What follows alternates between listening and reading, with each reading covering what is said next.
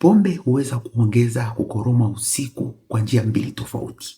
Moja huweza kutokea usiku huo huo baada ya kunywa pombe, na nyingine hutokea taratibu baada ya muda mrefu. Sababu ya kwanza ni athari ya pombe kwenye misuli ya koo, ya njia ya hewa ya juu na ulimi, ambayo husaidia kuweka njia ya hewa wazi. Pombe hupunguza nguvu au tone ya misuli hii, na inaporelax au kupumzika kupita kiasi, njia ya hewa huweza kubana na kusababisha kukoroma. Sababu ya pili na ya muda mrefu, matumizi ya pombe kwa muda mrefu kwa kiasi kikubwa na mara kwa mara yamehusishwa na kuongezeka kwa uzito wa mwili, na uzito mkubwa ni mojawapo ya sababu za kukoroma na matatizo mengine ya kupumua usingizini. Na hii ndio sababu baadhi ya watu hukoroma zaidi baada ya kunywa pombe.